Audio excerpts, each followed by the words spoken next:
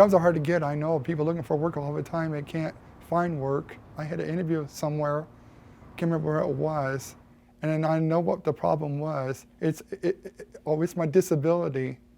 People got disability and they don't hire people with a handicap, they don't. You gotta talk to Jane, don't talk to me.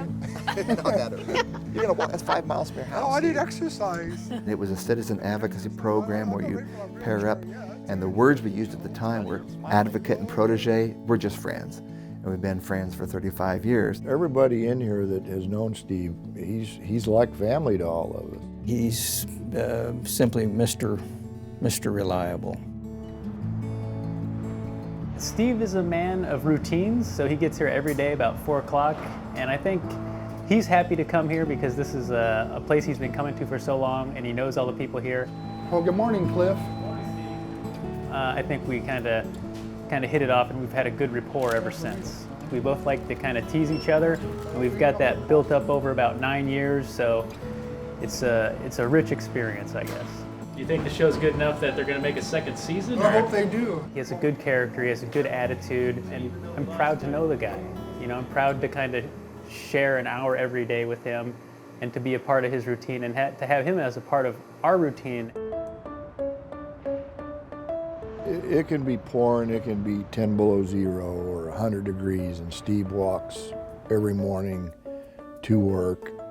He reports, I think, around 5:15. It doesn't matter. He's going to get here one way or another.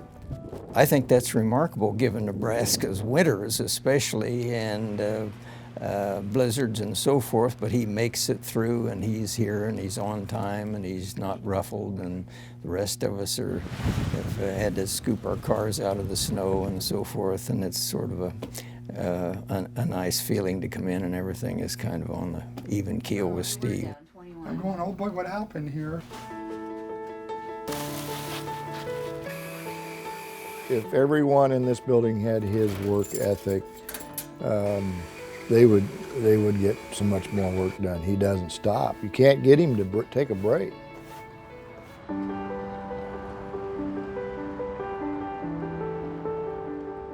He wants to be here. I think this is his family, this building, and the people that work in this building that he's known for years are part of his family, and I'm happy to be one of those. Hopefully I've been that for Steve, someone he can always count on.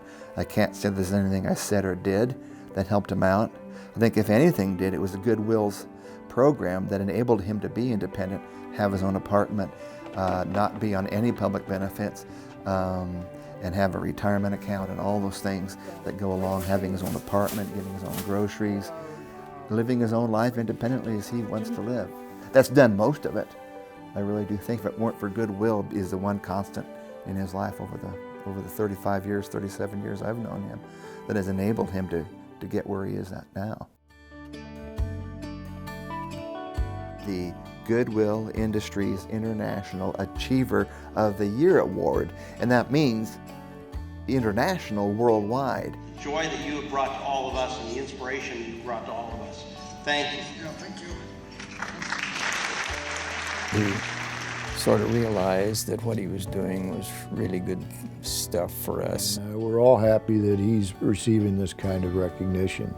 And out of 500 applicants, 500 people applied for that award as the Achiever of the Year.